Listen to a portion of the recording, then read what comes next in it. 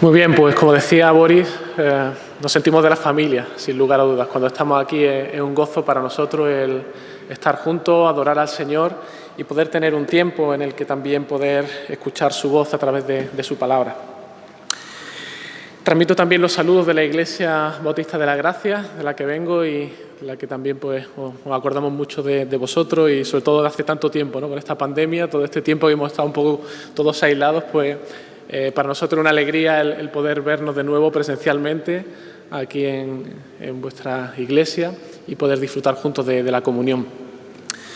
Muy bien, pues os voy a invitar a que abráis vuestras Biblias en el libro de Apocalipsis. Vamos a ir al capítulo 2 y en esta mañana vamos a estar considerando los versículos del 1 al 17.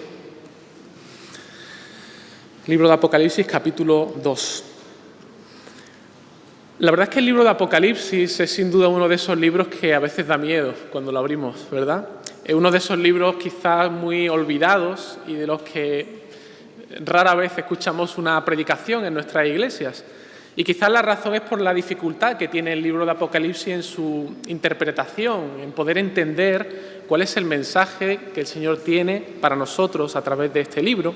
Y porque es verdad que a lo largo de la historia es un libro que ha traído mucha polémica, ¿no? La polémica que se genera alrededor de este libro en torno a las distintas escuelas de interpretación, que si la escuela preterista, la futurista, la historicista, la idealista.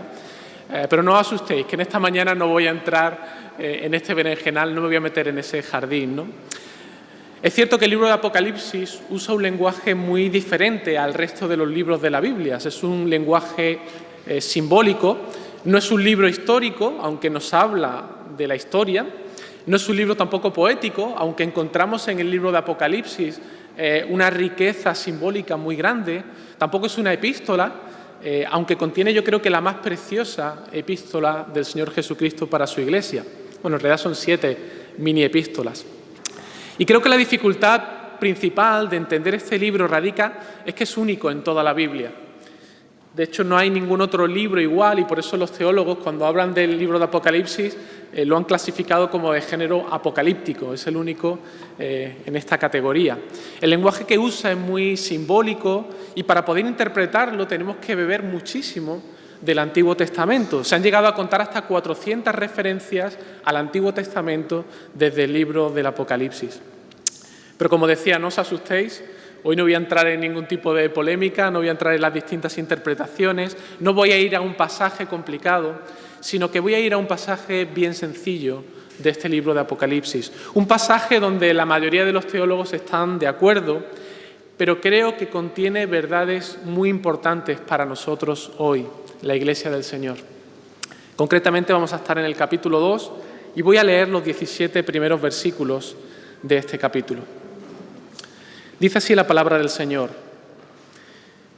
Escribe al ángel de la iglesia en Éfeso, el que tiene las 7 estrellas en su diestra, el que anda en medio de los 7 candeleros de oro, dice esto. Yo conozco tus obras y tu arduo trabajo y paciencia, y que no puedes soportar a los malos, y has probado a los que se dicen ser apóstoles y no lo son, y los has hallado mentirosos. Y has sufrido y has tenido paciencia y has trabajado arduamente por amor de mi nombre y no has desmayado. Pero tengo contra ti que has dejado tu primer amor. Recuerda, por tanto, de dónde has caído y arrepiéntete y haz de las primeras obras, pues si no, vendré pronto a ti y quitaré tu candelero de su lugar si no te hubieres arrepentido. Pero tienes esto, que aborreces las obras de los nicolaítas, las cuales yo también aborrezco. El que tiene oído, oiga lo que el Espíritu dice a las iglesias. Al que venciere, le daré a comer del árbol de la vida, el cual está en medio del paraíso de Dios. Y escribe al ángel de la iglesia de Esmirna, el primero y el postrero, el que estuvo muerto y vivió, dice esto. Yo conozco tus obras y tu tribulación y tu pobreza, pero tú eres rico. Y la blasfemia de los que se dicen ser judíos y no lo son, sino sinagoga de Satanás. No temas en nada lo que vas a padecer. He aquí el diablo echará a algunos de vosotros en la cárcel para que seáis probados y tendréis tribulación por 10 días. Sé fiel hasta la muerte y yo te daré la corona de la vida. El que tiene oído, oiga lo que el Espíritu dice a las iglesias. El que venciere no sufrirá daño de la segunda muerte. Y escribe al ángel de la iglesia en Pérgamo. El que tiene la espada aguda de 2 filos dice esto: yo conozco tus obras y dónde moras, donde está el trono de Satanás, pero retienes mi nombre y no has negado mi fe, ni aun en los días en que Antipas, mi testigo fiel, fue muerto entre vosotros, donde mora Satanás. Pero tengo unas pocas cosas contra ti, que tienes ahí a los que retienen la doctrina de Balaam, que enseñaba a Balac a poner tropiezo ante los hijos de Israel, a comer de cosas sacrificadas a los ídolos y a cometer fornicación. Y también tienes a los que retienen la doctrina de los nicolaitas, la que yo aborrezco. Por tanto, arrepiéntete, pues si no, vendré a ti pronto y pelearé contra ellos con la espada de mi boca. El que tiene oído, oiga lo que el Espíritu dice a las iglesias. El que venciere, daré a comer del maná escondido, y le daré una piedrecita blanca, y en la piedrecita escrito un nombre nuevo, el cual ninguno conoce, sino aquel que lo recibe. Amén.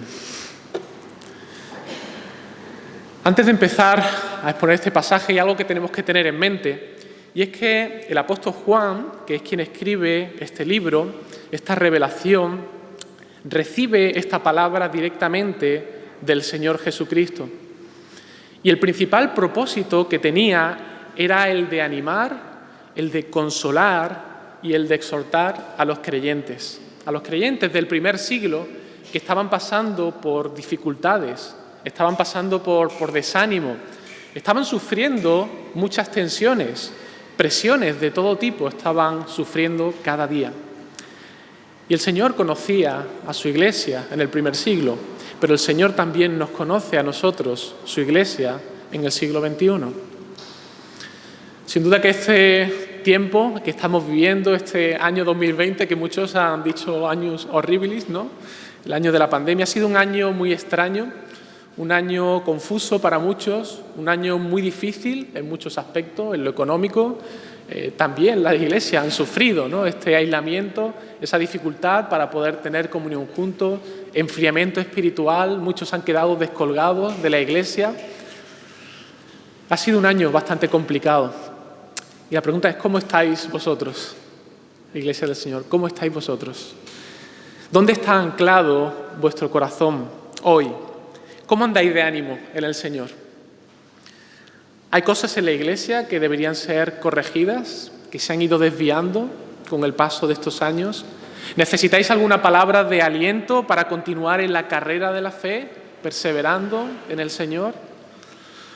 Hermanos, los capítulos 2 y 3, hoy no los vamos a ver solamente una pequeña parte del capítulo 2, pero los capítulos 2 y 3 son una preciosa epístola pastoral que escribe Juan de parte del Señor para 7 iglesias de Asia Menor, para Éfeso, Esmirna, Pérgamo, Tiatira, Sardis, Filadelfia y Laodicea.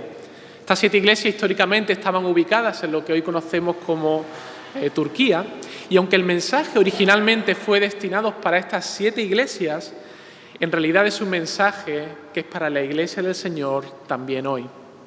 Sabéis que Apocalipsis es un libro muy simbólico y no es casualidad que use el número 7, que sean 7 iglesias, para referirse y para dirigir el apóstol Juan esta epístola. De hecho, el 7 es un número usado a lo largo de todo el libro para hacer referencia a lo completo. Así que estas cartas dirigidas a 7 iglesias en realidad tipifican a la iglesia a lo largo de todos los tiempos. Por tanto, este mensaje que vamos a estar considerando esta mañana es un mensaje para nosotros, la iglesia del Señor hoy. Estos 7 mensajes de alguna manera tipifican las fortalezas y las debilidades de la iglesia a lo largo de todos los tiempos. Y por tanto debe ser también un mensaje de ánimo para nosotros, un mensaje de ánimo para ti, un mensaje también de consuelo y un mensaje también de exhortación, de llamada de atención de parte del Señor para nosotros. No vamos a ver todos los detalles, vamos a ver solamente estos 17 primeros versículos, y lo que quiero compartir con vosotros son estos 3 mensajes del Señor a estas 3 primeras iglesias que aparecen en el capítulo 2. Y a medida que los vayamos considerando, espero que con la ayuda del Señor os pueda ir sirviendo de ánimo de consuelo y también de desafío para vosotros como iglesia del Señor. Si hay alguna alabanza que debáis recibir de parte del Señor, alegraos y gozaos en ello. El Señor es bueno, Él alaba también a su iglesia por las cosas buenas que Él ve en su iglesia. A veces nosotros tenemos una visión muy pesimista de la iglesia del Señor, somos demasiado críticos y solamente vemos lo feo, pero el Señor también ve lo bueno y también alaba y se goza en su iglesia por aquellas cosas que ha de alabarla. Si hay alguna exhortación, alguna reprensión en estos versículos de parte del Señor, hermanos, recíbela también con gozo, porque el Señor al que ama también disciplina y corrige. Nos dice la Escritura que Él azota a todo aquel que tiene por hijo, ¿verdad? Porque lo ama. Es parte de su amor por su iglesia, la corrección. Y si hay alguna promesa, alguna palabra de aliento, hermano, aférrate a esta palabra, aférrate a ella, porque el Señor es el que nos sostiene en esta difícil carrera de la fe. Y Él es además galardonador de los que le buscan. Así que vamos a empezar. Y para ayudaros a recordar, he titulado a cada una de estas iglesias con una frase que creo que resume su fortaleza y también resume su debilidad. De hecho, cada uno de estos mensajes, cada una de estas iglesias creo que definen un prototipo de la iglesia del Señor en cuanto a sus fortalezas y sus debilidades. Así que comenzamos por la primera iglesia, Éfeso. La iglesia de Éfeso, que para mí es el prototipo de la iglesia de solo sana doctrina. Sabéis que Éfeso era una ciudad bastante prominente allí en Asia Menor. Tenía unos 200.000 habitantes. Estaba situada, de hecho, en medio de una ruta comercial. Era una ciudad muy próspera comercialmente y estaba muy cercana al resto de ciudades a la que Juan dirige esta carta. Además, Éfeso tenía algo muy particular, era que era el centro de adoración a la diosa Artemisa, una de las diosas más antiguas y más veneradas. De hecho, allí se hallaba ese magnífico templo dedicado a Artemisa, que era una de las 7 maravillas del mundo antiguo. Así que esta ciudad era muy conocida por su riqueza, por su poder. Era una ciudad de esas de las que cuando tú llegas te impresiona verla. Su riqueza, su poder, su fama y también la cantidad de superstición y de idolatría que abundaba en esta ciudad. De hecho, era casi como el Hollywood de Asia Menor, esas ciudades que te impresionan, pero que hay muchas fachadas. Así que imaginaos a una iglesia cristiana en medio de esta ciudad, en medio de este ambiente. Y fijaos lo que el Señor dice de esta iglesia. Dice, yo conozco tus obras y tu arduo trabajo y paciencia. Fijaos, es una iglesia que hace sus deberes como iglesia. Es una iglesia que se toma muy en serio la palabra de Dios. Es una iglesia que lee la palabra de Dios, que la medita, que la estudia, que la expone de manera sistemática y minuciosa. No es perezosa en profundizar en el Evangelio y en seguir trabajando con paciencia en la extensión del reino de Dios. Además, dice el Señor de esta iglesia, dice que no puede soportar a los malos, también la alaba por eso. Es una iglesia celosa por la santidad. No es una de esas iglesias que hace la vista gorda al pecado. Si hay que denunciar el pecado, esta iglesia es de la que lo denuncia, ya sea en la propia iglesia o en un mundo que anda de espaldas a Dios. Además, no se corta en hablar de temas espinosos como el pecado, la homosexualidad, el infierno, y lo hace de una manera muy clara. Llama a las cosas por su nombre, le cueste lo que le cueste, aunque esa suponga meterse en grandes problemas. De hecho, fijaos lo que dice el versículo 6. Dice, pero tienes esto que aborreces las obras de los nicolaitas, las cuales yo también aborrezco. ¿Sabéis? Estos nicolaitas eran una especie de fuerte corriente del primer siglo que enseñaba y fomentaba la participación en cultos idolátricos y que también invitaban a la inmoralidad sexual. Y a pesar de lo tentador que resultaba dejarse llevar por ellos, la iglesia de Éfeso los resistía y lo denunciaba el pecado de estos nicolaitas y aborrecía el participar en estas prácticas. Por amor al Señor era celosa en guardarse en santidad y el Señor alaba y se complace en su iglesia, en Éfeso, por eso. Además, una iglesia que dice que había probado a los que decían ser apóstoles y no lo eran y los había hallado mentirosos. Es decir, era una iglesia bereana. ¿Sabéis cómo eran los de Berea, no? Allí En Hechos 17 el apóstol Pablo nos dice que cuando él predicó a esta iglesia, ellos no se tragaron lo que decía el apóstol Pablo. Ellos iban a las Escrituras y cotejaban lo que el apóstol decía para ver si aquello era verdad. Y la iglesia de Éfeso hacía lo mismo. No se dejaba llevar por estos apóstoles que venían supuestamente enseñando ciertas doctrinas, sino que ellos estaban fundamentados en la palabra. Era una iglesia fuerte doctrinalmente. No se dejaban llevar por cualquier predicador, ni por cualquier corriente teológica de moda, ni por las corrientes liberales que trataban de contemporizar con el mundo. De hecho, en España ya empezamos a ver estas corrientes, ¿no? Pero fijaos, en Éfeso era una iglesia comprometida con la verdad del Evangelio y estaba dispuesta a denunciar de manera pública a los falsos maestros por amor a la verdad y por amor a su Señor. Era una iglesia valiente, una iglesia decidida. Además, fijaos lo que el Señor sigue diciendo de ella. Dice, y has sufrido y has tenido paciencia y has trabajado arduamente por amor de mi nombre y no has desmayado. Es una iglesia que ha sufrido además por causa del Evangelio. No lo tenían fácil el vivir en una ciudad como Éfeso, en vivir en un ambiente como en el que esta iglesia vivía.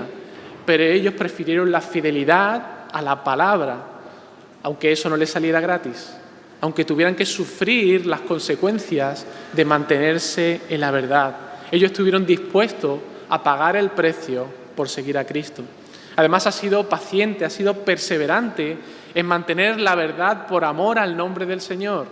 Y no se ha dado por vencida en medio de un mundo hostil al Evangelio y un mundo que es hostil al Señor Jesucristo.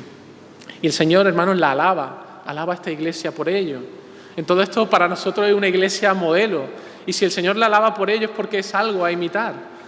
Hermanos, hay cada vez más presión del mundo para querer cambiar y que la iglesia se deje arrastrar por la corriente y la manera de pensar de este mundo. Hay cada vez más presión en nosotros, incluso muchas falsas iglesias que se están dejando arrastrar y queriendo arrastrar a otros a abandonar la verdad de la palabra de Dios. Hay muchas presiones que recibimos desde muchas fuentes, por ejemplo, para cuestionar lo que Dios dice en cuanto a la fiabilidad de la palabra de Dios, la suficiencia en todo lo concerniente a la fe y a llevar una vida de piedad. ¿En serio te crees todo lo que dice en este libro, escrito hace 2000 años? ¿De verdad que tú confías en esto? Esto es algo que se escribió para otra gente hace mucho tiempo, es algo que era para otra cultura, pero para nosotros hoy, ¿de verdad que tú confías en la palabra de Dios? ¿Un libro escrito hace tanto tiempo? Y sin embargo Dios dice, toda la Escritura es inspirada por Dios y útil para enseñar, para redarguir, para corregir, para instruir en justicia, a fin de que el hombre de Dios sea perfecto, enteramente preparado para toda buena obra. Se cuestiona hoy en día también el diseño de Dios para el matrimonio entre un hombre y una mujer. Se cuestiona el tema de la sexualidad. Estamos viviendo ante un mundo que trata de confundirnos. Y el Señor dice, Jesús mismo, pero al principio de la creación, varón y hembra los hizo Dios. Varón y hembra. La depravación del ser humano, el pecado, la realidad de un juicio venidero. El mundo cuestiona esto. Todo el mundo es bueno, todos vamos a ir al cielo. Y sin embargo el Señor dice, todos se desviaron, a una se hicieron inútiles. No hay quien haga lo bueno, no hay ni siquiera uno. Cristo como único camino para la salvación, también se cuestiona eso. Hoy en día no hay una verdad absoluta. Alguien que se presente como la verdad absoluta es desechado. Cada uno tiene su verdad. Y al final todas las religiones conducen de alguna manera a Dios. Y sin embargo la Biblia dice, en ningún otro hay salvación, porque no hay otro nombre bajo el cielo dado a los hombres en que podamos ser salvos. Solo en Cristo hay salvación. ¿Os dais cuenta? La palabra de Dios es contracultural. Va en contra de los principios y de los valores que el mundo nos vende cada día. Y siempre lo ha sido. En la iglesia de Éfeso lo fue y para nosotros también lo está siendo hoy. Y la presión cada vez es más fuerte hacia la iglesia. Así que, hermanos, estad firmes en la palabra. Seamos imitadores como la iglesia de Éfeso, que estaban anclados en la verdad del Evangelio, que profundizaban, que meditaban, que se agarraban a lo que Dios decía a pesar de toda esta fuerte corriente del mundo que quería cambiarles. Profundizad en las verdades del Evangelio, asentadla en vuestros corazones para que no seáis movidos. Hermanos, la doctrina es importante. Pero el Señor no solo la alaba, sino que tiene algo más para la iglesia de Éfeso. Tiene una palabra de advertencia, tiene también un reproche para la iglesia en Éfeso. Y dice en el versículo 4, pero tengo contra ti que has dejado tu primer amor. La doctrina, hermanos, es importante, pero somos tan dados al desequilibrio que el Señor tiene que reprender a la iglesia de Éfeso, porque su problema es que habían hecho tanto énfasis en la doctrina que se habían olvidado del Señor de la doctrina. Y creo que esto es una advertencia para la iglesia del Señor. Una iglesia puede conocerse la Biblia de memoria, puede ser capaz de defender de manera sólida su confesión de fe, contender incluso con el mundo defendiendo los valores y los principios del Evangelio, pero ser fría e indiferente al mismo Señor Jesucristo. Y hermanos, si la doctrina no te lleva a vivir en humildad delante del Señor, no sirve de nada. Si la doctrina no te lleva a amar, a vibrar por nuestro Señor, a adorarle, a admirarle, sino simplemente a llenarte de orgullo o a ganar una batalla intelectual, entonces todo habrá sido en vano. Hermanos, cuidémonos de ser demasiado orgullosos de nuestra doctrina y olvidarnos de nuestro Señor. Porque ¿sabéis lo que pasa a una iglesia que se vuelve fría, que se llena de orgullo por su doctrina y que ha dejado de vibrar por su Señor? Esta iglesia termina desapareciendo. Tienen que cerrar sus puertas. Ha dejado de tener sentido. De hecho, el Señor mismo se lo advierte a la iglesia de Éfeso. Mirad el versículo 5. Dice, recuerda por tanto de dónde has caído y arrepiéntete y haz las primeras obras, pues si no, vendré pronto a ti y quitaré tu candelero de su lugar si no te hubieres arrepentido. Una iglesia que se enfría en su amor por su Señor es una iglesia que está próxima a desaparecer. Pero fijaos, en medio de esta advertencia hay esperanza, porque el Señor está llamando a esta iglesia a reconocer su pecado, a que se arrepientan, porque Él está más que dispuesto para recibirla de nuevo. Así que si hay frialdad en nuestro corazón, si hemos perdido ese primer amor, podemos acudir a nuestro Señor para pedirle que Él avive ese fuego de nuevo en nosotros, a que renovemos ese primer amor que teníamos por Él. Un amor que no se demuestra simplemente con un sentimiento interno, sino en cómo vivimos. Por eso el Señor dice, y haz las primeras obras. ¿Qué obras? Comienza por confesar tu pecado. Muéstrate delante de Él de manera abierta y sincera y comienza a servir a tu hermano, comienza a amar de una manera sencilla. Busca en cómo puedes servir a tu hermano, busca en cómo puedes servir a tu Señor. Busca de una manera renovada esa comunión con el Señor, con su cuerpo también, con su iglesia. Búscale en la intimidad de tu habitación, en oración. Recuerda cuando te convertiste. Busca avivar ese mismo fuego que apareció en aquel tiempo, porque el Señor está más que dispuesto a recibirte y a avivarte. Esmirna, la segunda iglesia, el segundo mensaje que tiene el Señor para su iglesia. Este es el prototipo de la iglesia perseguida. El mensaje de esta iglesia de Esmirna es muy breve y además es una de las iglesias para la cual el Señor no tiene ningún reproche. El Señor dice, yo conozco tus obras y tu tribulación y tu pobreza, pero tú eres rico. Esta es una iglesia fiel al Señor. Sus vidas, de hecho, estaban dando fruto para el Señor. Era evidente el fruto en las vidas de los creyentes en la iglesia de Esmirna. Ellos amaban profundamente al Señor, pero era una iglesia que lo estaba pasando fatal.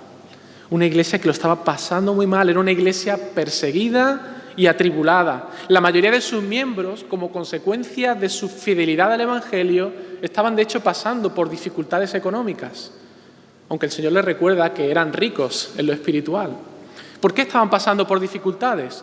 Pues mirad, en Esmirna, al igual que en la mayoría de las ciudades de Asia Menor, la vida económica y social estaba muy ligada a las deidades locales. Ellos pensaban que la prosperidad económica era consecuencia de la acción de esos dioses locales. De hecho, los negocios se agrupaban en gremios y cada gremio tenía una deidad que era venerada y a la que adoraban para tener prosperidad y que las ventas de ese año fuesen bien. Así que, ¿qué suponía para un creyente que tuviese un negocio no venerar a la deidad de turno? Decir que eso es una falsedad, que el único Dios es el Dios verdadero. Eso significaba ser expulsado de ese gremio y pasar por dificultades económicas. Ser señalados por los demás como la oveja negra, como el que estaba poniendo la piedra de tropiezo, como el que va a hacer que no prosperemos en nuestros negocios. Personas que no querían que estuviesen con ellas nadie. Nadie quiere tener relación con un creyente que no esté venerando a esta imagen, que no quiere nuestra prosperidad económica. Eran personas que eran denostadas, eran aisladas. Nadie quería tener relaciones comerciales con un creyente en esta ciudad. Por otro lado, la ciudad de Esmirna también estaba muy vinculada al Imperio Romano y legalmente el mismo César había ordenado que debía él ser considerado como un dios y ser adorado por todos los ciudadanos de esta ciudad. Así que para un cristiano decir que solo Jesús es el Señor, eso significaba meterse en problemas. ¿Quién en su sano juicio querría tener algo que ver con estos cristianos que están negando que César es el Señor? Me voy a meter en problemas, me van a traer una inspección de Hacienda a mi negocio, me van a arruinar mi vida. Es jugársela. ¿Quién va a querer tener relación con alguien así? El riesgo era muy alto. Así que, hermanos, ser cristiano en esta ciudad y una vida económica próspera eran asuntos incompatibles. O eres fiel al Señor, o bien pasas por el aro del gremio y por el del César para que tu negocio prospere. Pero, hermanos, esta iglesia de Esmirna se resistía a ceder. Ellos prefirieron permanecer fieles al Señor a pesar de toda la presión, a pesar de tener que pasarlo muy mal económicamente, porque ellos amaban más al Señor que a sus negocios o que a su propia comodidad económica. Pero no solo eso, sino que fijaos lo que el Señor dice a esta iglesia. Dice, y la blasfemia de los que se dicen ser judíos y no lo son, sino sinagoga de Satanás. O sea, esta iglesia no solamente tenía que soportar el tema de los gremios y lo del César y que la gente los despreciase, sino que además contaban con la oposición feroz de las sinagogas de los judíos, que habiendo rechazado al Mesías, ahora aprovechaban cualquier ocasión para poder atacar a la iglesia del Señor y denunciarla ante los romanos y acusar a los creyentes ante los tribunales. Querían meterlos encima en la cárcel. De hecho, en muchos de los escritos de la época tenemos el testimonio vivo de la fuerte hostilidad de los judíos contra las iglesias cristianas, la iglesia en Esmirna. Pero además, si esto fuera poco, las palabras del Señor son muy claras para su iglesia. Fijaos lo que el Señor le dice. Dice, no temas en nada lo que vas a padecer. He aquí el diablo echará a algunos de vosotros en la cárcel para que seáis probados y tendréis tribulación por 10 días. Sí, el Señor está al control de la situación. Eso debía ser de consuelo para ellos, pero fijaos, el Señor es muy claro con su iglesia. Él quiere que sepan que van a seguir padeciendo.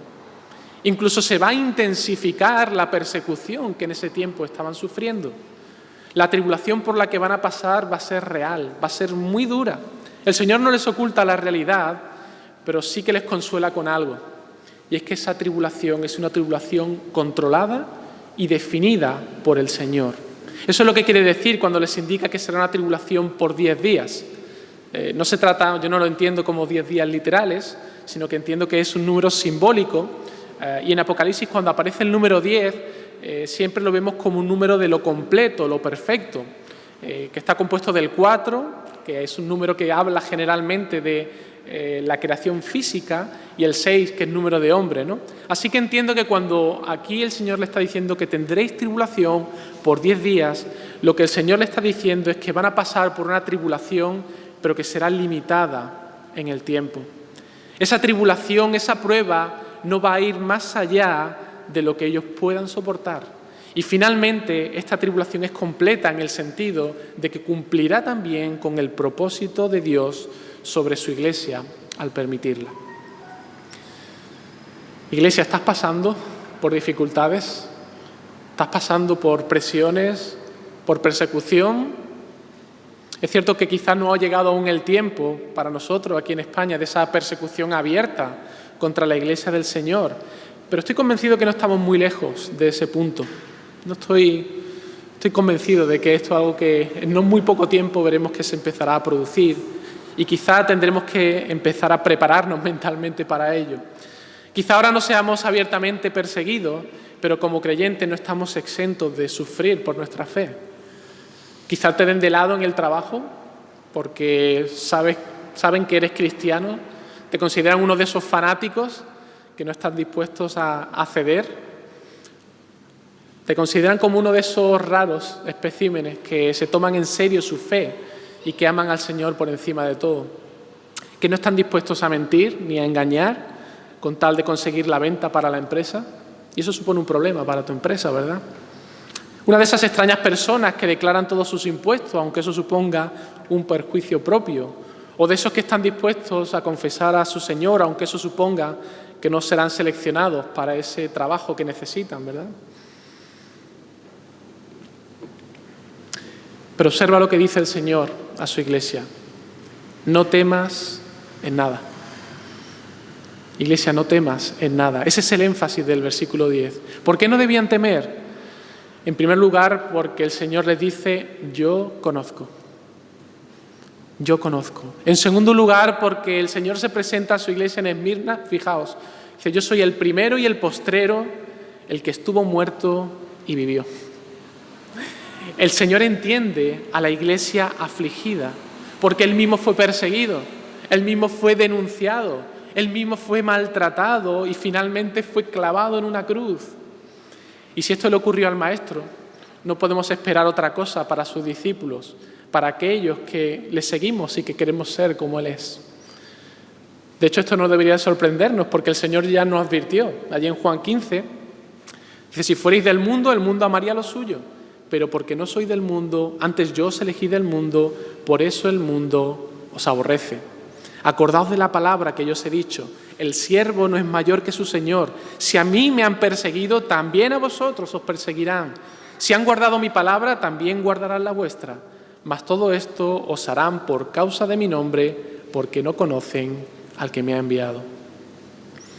El Señor nos lo advirtió. Y hermanos, digo una cosa, es un privilegio sufrir por causa de nuestro Señor y por causa del Evangelio, porque hay premio al final. Mirad lo que el Señor dice, si me persiguieron a mí, sufrí por causa de la misión que el Padre me encomendó, soy el que estuvo muerto, pero resucité. Y ese es el mismo premio que les promete a los suyos. Dice, al que venciere no sufrirá daño de la segunda muerte. La primera muerte es la muerte de nuestro cuerpo. Algunos podrán dañarnos físicamente, incluso podrán llegarnos a quitarnos la vida.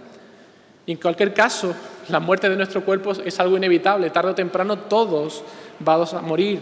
Pero fijaos, lo importante es esa segunda muerte. Es la separación eterna de Dios, la condenación en el infierno para siempre. Y el Señor quería que la iglesia en Esmirna no se quedasen contemplando simplemente su sufrimiento aquí ahora, sino que mirasen mucho más allá, mirasen al premio que Él les prometía, que mirasen a ese premio final. El Señor quiere que fijemos nuestra mirada en Él, en el premio. Así que ánimo, iglesia. Estás en medio de una tribulación, estos tiempos están siendo difíciles para ti por causa del Evangelio, estás siendo perseguido, estás sufriendo presiones, atribulado, despreciado por causa del Evangelio. Alégrate, alégrate. Más allá del sufrimiento puntual por el que pueda estar pasando, hay una eternidad en la que podrás estar disfrutando sin más daño, sin más dolor, sin más enfermedad, disfrutando plenamente de tu Señor. Todo lo que hayas podido sufrir o perder en este mundo por causa del Señor va a tener su recompensa con creces, te lo aseguro. El Señor lo promete y Él no miente. Así que ánimo, iglesia, ánimo. Y el tercer mensaje, Pérgamo. Este es el prototipo de la iglesia permisiva. Y el Señor comienza diciendo, yo conozco tus obras y dónde moras, donde está el trono de Satanás, pero retienes mi nombre y no has negado mi fe. Pérgamo es una iglesia que también es fiel al Señor, pero es una iglesia que vive también con fuertes presiones del mundo. De hecho, los romanos hicieron de Pérgamo la capital de la provincia de Asia Menor, y allí había multitud de altares paganos. Entre ellos, de hecho, estaba el dios Esculapio, que viene del dios griego Asclepio, cuyo emblema era el de una serpiente que representaba al dios de la sanidad. Este era un dios que era muy venerado en esta ciudad de Pérgamo, este dios de la sanidad. De hecho, no sé si os habéis fijado, hoy en día el símbolo de las farmacias sigue siendo este. Es una serpiente que está enrollada alrededor de una copa y viene precisamente de esta deidad, de este dios de la sanidad. Así que los creyentes en Pérgamo estaban rodeados también de idolatría, una fuerte mundanalidad alrededor de la iglesia, fuertes presiones cada día. La ciudad de Pérgamo era nombrada aquí, el Señor la nombra, dice, donde está el trono de Satanás. Son fuertes estas palabras. O sea que la influencia y el poder de Satanás sobre esta ciudad era muy evidente, era muy patente. Allí Satanás estaba muy activo en todas las esferas, en la vida social, en la vida política, en la cultura, en las falsas religiones que se predicaban cada día. Todo lo que se respiraba estaba influenciado por un estilo de vida contrario al carácter y la santidad de Dios. Y hermanos, no debía ser fácil vivir en esta ciudad y ser creyente. Por eso el Señor tiene unas palabras de ánimo y de alabanza para la iglesia en Pérgamo. Dice, yo conozco tus obras y yo conozco dónde moras. Lo que Jesús le está diciendo es, mira iglesia, yo conozco las tentaciones a las que te estás enfrentando cada día. Yo soy consciente de que vives rodeado del poder de las tinieblas y que no es fácil vivir ahí. Yo sé que estás en medio de un mundo idolátrico y que cuando digas que César no es el Señor van a ir a por ti. Yo conozco todo eso. Hermano, el Señor sabe el contexto en el que tú vives cada día. Él conoce las presiones a las que tú estás sometido en el trabajo, el ambiente hostil al que quizás te tengas que enfrentar cada día, las tentaciones y las ofertas del mundo que llaman a tu puerta cada día, o la presión que puedas estar soportando por parte quizás de tu familia o de gente cercana que te invitan a abandonar la iglesia y a abandonar la fe. El Señor te está diciendo que Él conoce tus batallas. Él conoce todo esto. A Él no le es indiferente tu situación. A Él no le pasan desapercibidas todas estas cosas. Y Él te anima a que imites a la iglesia de Pérgamo en esto. Dice, retienes mi nombre y no has negado mi fe. A pesar de todas las presiones, la iglesia en Pérgamo estaba siendo fiel al Señor. No había sucumbido al mundo ni había negado la fe.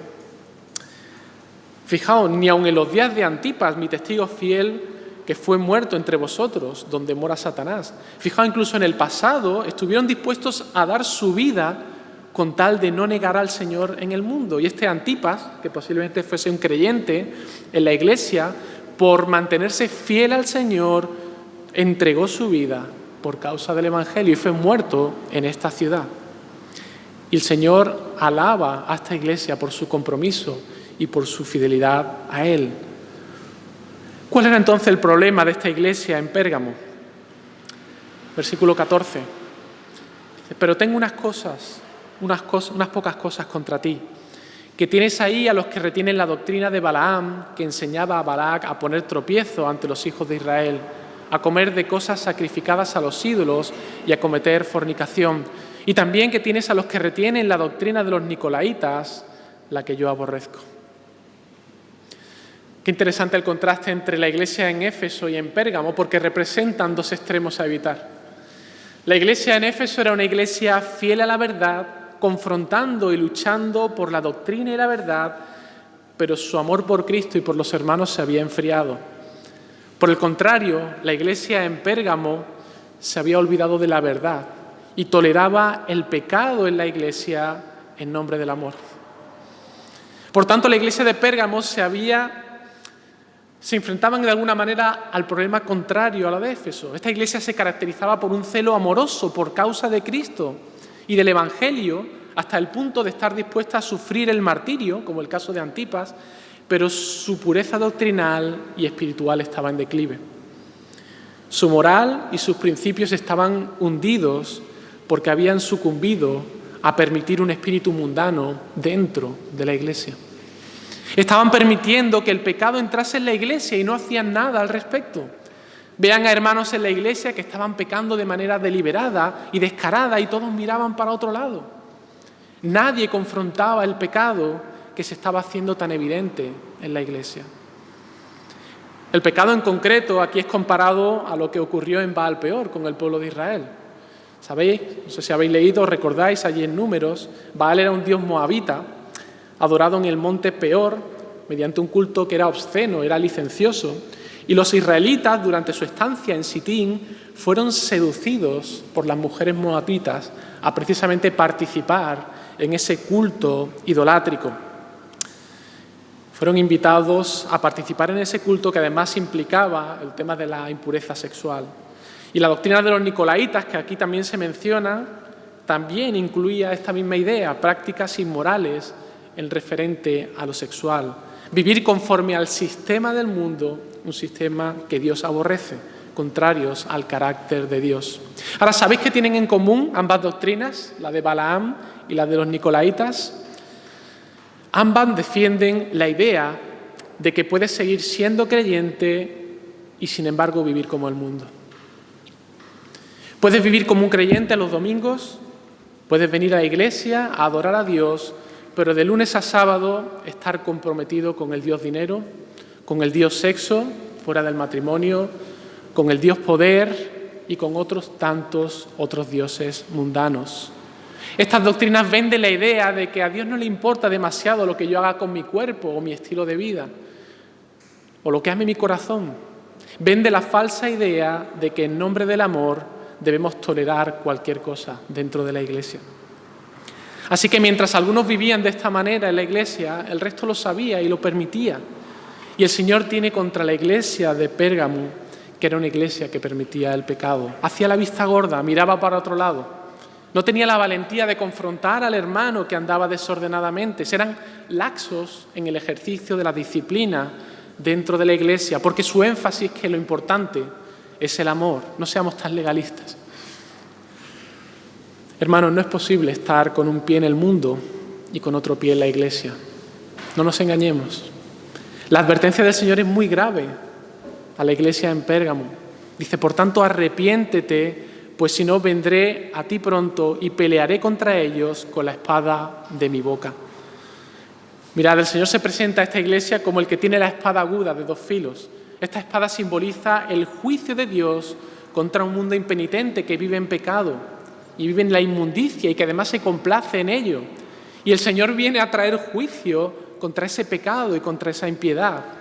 Así que ¿no deberíamos advertir a las personas en la iglesia que están viviendo como el mundo? ¿Creen que escaparán del juicio de Dios? Y hermanos, la disciplina es una herramienta para evitar que la gente se autoengañe pensando que con venir a la iglesia ya tiene el cielo ganado. Vivir una vida como creyente donde la santidad brilla por su ausencia es un autoengaño. No pienses que la espada del juicio del Señor no caerá sobre ti simplemente porque eres miembro de una iglesia, cuando en realidad no hay un fruto genuino del Espíritu en tu vida y no hay santidad real delante del Señor. Y hermanos, no digo que podamos vivir una vida de santidad perfecta, pero una evidencia de que somos verdaderos creyentes es que luchamos sinceramente contra el pecado y buscamos y amamos sinceramente la santidad. El Señor tiene un precioso premio para los que se apartan de esa vida como el mundo y que están comprometidos con una vida de santidad. Él les dice, al que venciere, daré a comer del maná escondido. Cristo mismo es ese maná escondido. Él es el pan del cielo enviado por Dios. Los de Pérgamo fueron llamados a abstenerse de participar en las fiestas paganas y comer de los alimentos sacrificados a los ídolos, porque lo que el Señor les está ofreciendo a cambio es algo infinitamente más dulce. Es que participen de ese maná escondido. Es que reciban el alimento del Señor mismo.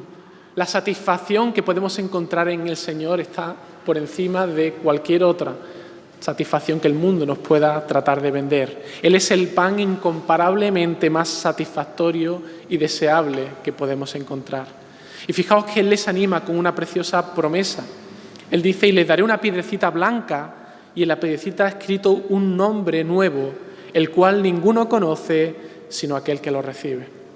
¿Sabéis? La piedrecita blanca era un símbolo antiguo de inocencia. De hecho, si uno iba a un juzgado y allí era juzgado por un delito en el tribunal, cuando ponían la sentencia, si colocaban una piedrecita blanca, eso significaba que había salido inocente de esa acusación. Si la piedrecita era negra, entonces significaba que eras culpable. Así que recibir una piedrecita blanca significaba estar libre de la condena. Estar libre de la condena y ser declarado inocente.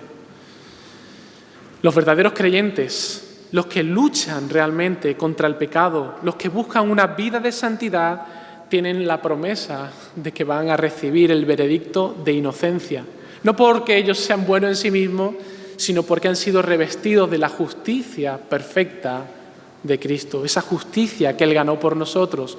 Y esa justicia ahora nos trae también una nueva identidad, una identidad que está fundamentada en la persona del Señor Jesucristo. Ese nombre nuevo que nadie conoce es una identidad personal e intransferible de cada creyente. Y eso supone dejar atrás nuestra antigua vida, dejar atrás el pecado, dejar atrás la culpabilidad y el presentarnos con una vida limpia delante del Señor para vivir eternamente en comunión con Él. Esa es la promesa del Señor. Así que, hermanos, termino. 3 mensajes para 3 iglesias: Éfeso, Esmirna, Pérgamo. 3 mensajes que creo que son muy relevantes para nosotros, su iglesia hoy. Y la pregunta es, ¿tú te identificas con alguna de estas iglesias? ¿Te has visto reflejado en alguna de ellas? Yo he de confesar que el Señor me ha confrontado mucho con este pasaje. Y como Iglesia Bautista de la Gracia también confieso que creo que hemos sido especialmente desafiados con el mensaje a la iglesia de Éfeso. ¿Con cuál te identificas tú? Dice el Señor, el que tiene oído, oiga lo que el Espíritu dice a las iglesias. Vamos a orar. Señor, queremos darte gracias por tu palabra, por la claridad con la que tú, a través de esta carta, nos hablas. Y Señor, ayuda a asentar estos mensajes que tú diste a estas 7 iglesias y a poder también asentarlos en nuestros corazones para nosotros hoy. Venimos en esta mañana delante de ti, pidiéndote perdón, Señor, por aquellos pecados que hemos cometido delante de ti. Y te pedimos, Señor, restauración, te pedimos que tú nos hagas volver y nos encamines hacia ti, Señor. No permitas que la presión de este mundo, las tentaciones de lo que este mundo nos ofrece, las presiones a las que somos sometidos nos hagan deslizarnos, sino que estemos firmes y afianzados en ti únicamente. Señor, aviva tú por tu Espíritu nuestros corazones, no permita que mostremos frialdad ante ti, Señor. Aviva ese primer amor, ese fuego que tú pusiste en nosotros cuando venimos por primera vez a ti. Señor, y haznos que hagamos esas primeras obras. Señor, queremos ser sal y luz en este mundo donde tú nos has puesto y por eso te pedimos que tú obres por tu Espíritu. Señor, ayúdanos a entender esta palabra, a sentarla en nuestros corazones, a ponerla en práctica, a no olvidarnos, Señor, a escuchar tus palabras con atención, estos mensajes que son tan relevantes y que no caigan en el olvido. Señor, aviva tu iglesia, deseamos ver un avivamiento en este país, en esta ciudad donde tú nos has puesto, para que tu nombre sea proclamado, para que muchos de los que hoy están dándote la espalda, que viven sus vidas como si tú no existieras, puedan reconocerte, alabarte y adorarte, Señor. Trae un avivamiento a esta ciudad. Te lo pedimos en el nombre de Cristo. Amén.